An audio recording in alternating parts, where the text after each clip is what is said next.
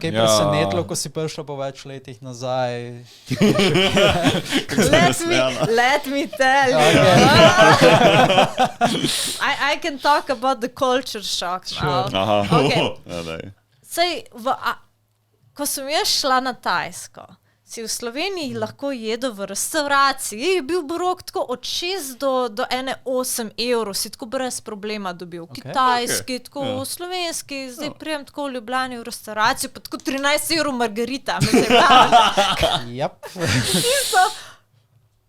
Že na Tajskem se je podražilo, ampak to je pač če je bilo prej v menzi, si dobil za 1 evro pač topel obrok, zdaj je evro pa pol 2 evra, ene restauracije so tako 5 evrov, 6 evrov, ti čejn, japonske čejn restauracije, ki so že tako drage. Lahko tudi ješ drugače za 50 evrov na osebo na Tajskem, če hočeš, je ful veliki razpon, ne? Ampak tako povprečna hrana 5 evrov. Se pravi, lahko preživiš s 5 evri na dan, oziroma... Ja, če ješ v menzah, pač dobiš obrok za evro pa pol, no problem. Če ješ na tržnicah, dobiš tudi tako za 1 evro. To niso subsidized obroki, dejansko je to cena obroka. To ni na študentske bone. Zeleni kari z piščancem, en kup riža pa jajčno omleta stane, koliko je... ne vem, 2 evra. Čakaj, a se seli Gajden na Tajsko? Ja, zdaj se selimo, ja. Imate kaj prostorov prosti? Predstavimo studio na Tajsko. Ampak, veš, tako, meni se je tako, pa sem pa, ne vem, kot družini govorim, ja, pa zdaj med covidom se res, a veš, ni Tajska več toliko pocen, ni vse tako, in pa pridem sem in vidim te cene in so tako, veste kaj, tako, sprazniš pol računa. Na Tajsko.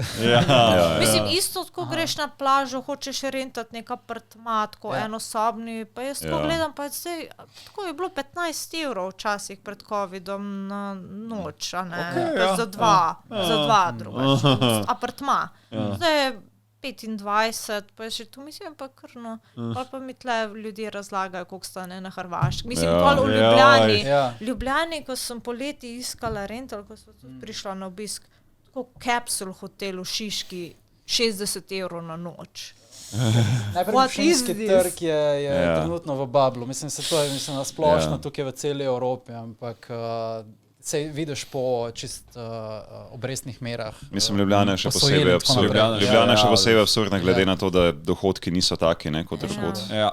Mislim, meni je bil kar culture shock, a veš, 3 leta te ni v državi in v 3 letih je v bistvu taka sprememba, pa če si tle, pa se je počasi zvišvalo, a ne, mogoče. Rekel bi, da tudi za top 1% danes težko sami kupijo neko nepremičnino. Pa če sem se pogovarjal s svojo družino in včasih, veš, samo ena generacija nazaj si lahko vzel kredit za 10 let in kupil celo nepremičnino. Danes se vzameš lahko za 30 let, pa ne moreš kupiti nepremičnine. Ne moreš. Toliko se je inflacija zvišala. Pač noro in res rabiš tako celo skupnost, skupaj da vsa posojila, da lahko dobiš eno navadno, nič posebnega. Ja, glej, zato pa bomo se anime community skupaj zbrali, pa je hotel odprli za naše boge. Donacijski boks. Bomo en campus, anime campus bomo imeli. Ampak vidva, ti in tvoj mož sta se preselila na Tajsko in kupila tam nepremičnino, verjetno, ne? In primerjavi s Slovenijo je bilo, si predstavljamo, precej cenejše. Ne, stanovanje. Ne smeš... Tajska ima zakon, da če nisi national citizen, ti v bistvu zemlje ne smeš kupiti. Lahko kupiš stanovanje v stavbi, kjer je 51% lastništva tajskega, ne smeš pa dejansko si lastiti zemlje. Na tak način v bistvu tudi zaščitijo cene, zato si lahko pač Tajci... Vse je pametno, ker drugače bi tuje države prišle. V Ljubljani je toliko pokupljenih iz strani tujcev, zato pa grejo nepremičnine. Mislim, da Slovenija ni več slovenska. Ne, je pa, That's a statement. Je pa cenej, pa tudi